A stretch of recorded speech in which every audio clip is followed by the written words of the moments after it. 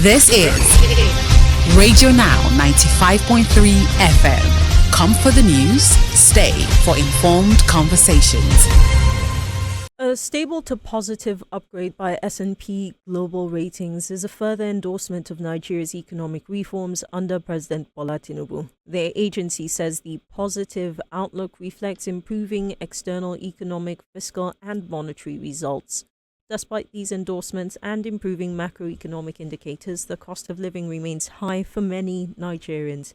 To unpack what this latest rating means, my guest is Marcel Okeke, who's an economist. Good morning, Mr. Okeke. Thank you for joining me. Good morning. Thank you for having me on this program. So, sir, can you first explain to us what the difference is between a stable rating and a positive rating? Well, stable rating is in line with what the monetary and fiscal authority have been saying here for quite some time. Stability in terms of indicators. You have stable exchange rate. You have inflation going in the desired direction. Okay. You have more revenue, being generated, and so on and so forth. So that is stability. And then positive, it means that these conditions I have mentioned now are likely to, even get better going forward. That is what S&P is saying. Okay, so there is a case of the team now turning to start taking the other direction, in terms of maybe inflation beginning to move up again, or the naira losing substantially against the dollar, and so on and so forth. So that is the positive. That's going forward. It's likely that this will be sustained. Right. Thank you.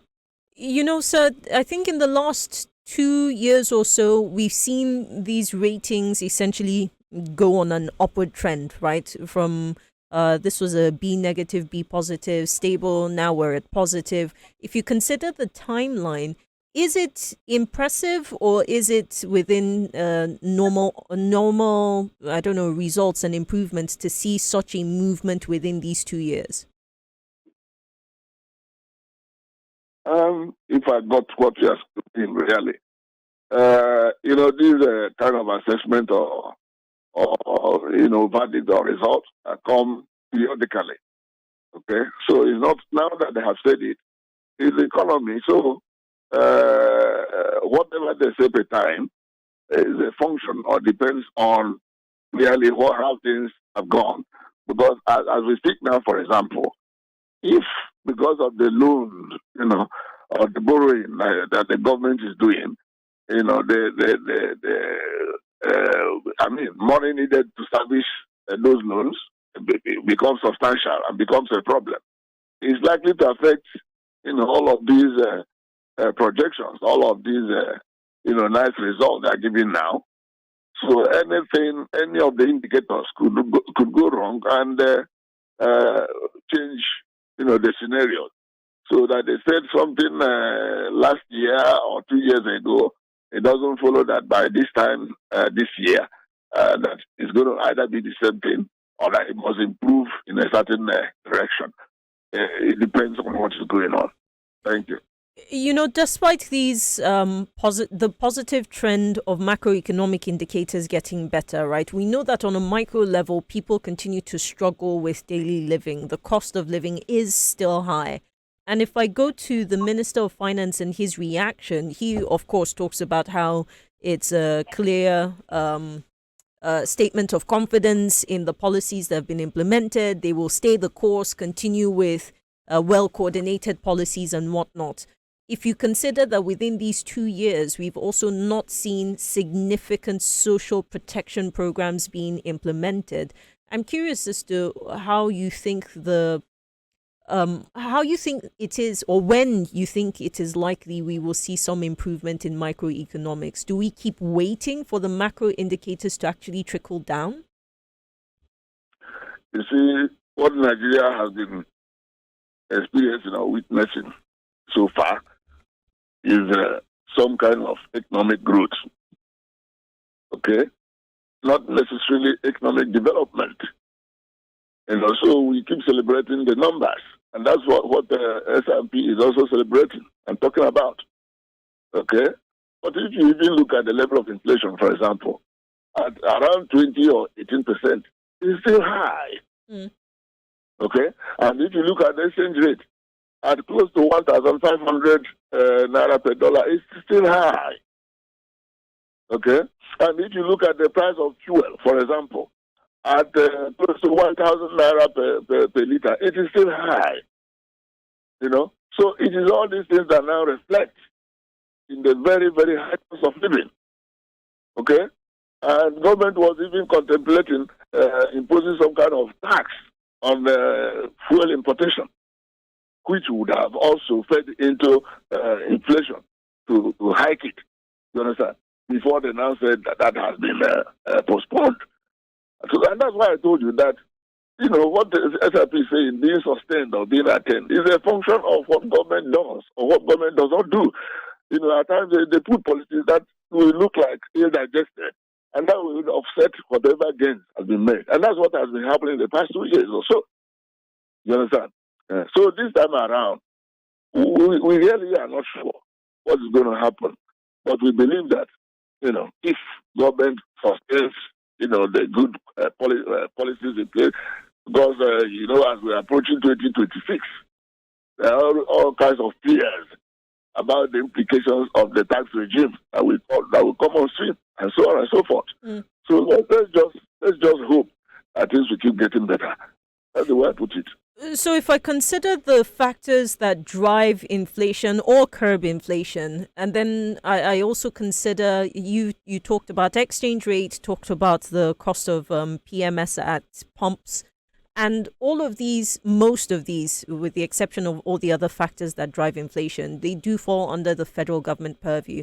But I'm curious as to state governments and how they come in to help drive down the cost of living and make life a little easier for the residents of their states. You mean the state government? Yes. You see, this is we talk about the state government.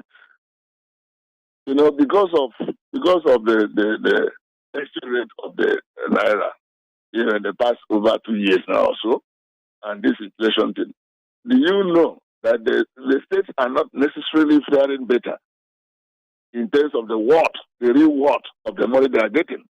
Because like I do tell some people, if you consider that the price of a bag of cement, 50 kg bag of cement, for example, by 2023 was around 3,000 naira per bag. As we speak now, it's around 11 or 12,000 naira per bag. You understand? So if you are getting 1 billion that time as a state, and now you are getting 10 billion or whatever, you are worse off now. But in terms of nominal value, people will be shouting all over the place, you're not getting improve the revenue, all of this, that. No. And you also know there's insecurity in the land, and a lot of them commit so much money to security, and so on and so forth. So really looking at the states, I don't know what to say. As a person, I pity them, But because they are leading human beings, they have to do something. And that's why they're doing what they're able to do. I'm not trying to speak for them. There's no corruption at various levels, whether federal, state, or local government, But let's not believe that we perform any magic. It's the worth of the money. Like we do say in economics, money is what money can buy. That's the value of money. And because of this depreciation and the high level of inflation in the economy, whatever they are getting is worth much less than what they were getting before. It's like when you look at minimum is it salary now? Minimum wage. Minimum wage was 30,000 some years ago, and we're now talking about 70,000. 70,000 now and 30,000 that time. Which one has more weight? Which one has more value? 30,000 has more value. That is the way it is for the states. Thank you. Mr. Okeke, I mean, despite what should be a positive, what is a positive rating, I guess, you do paint a bleak picture for us. But I hope that we can have a longer conversation on this and get your thoughts on the situation at a later date. But in the meantime, I do want to appreciate your time and your thoughts this morning. Marcel Okeke, my guest this morning on The Conversation, is an economist joining me to speak on S&P Global Ratings review, an upward review of Nigeria's economic situation, going from stable to positive. This is Radio Now 95.3 FM. Come for the news, stay for informed conversations.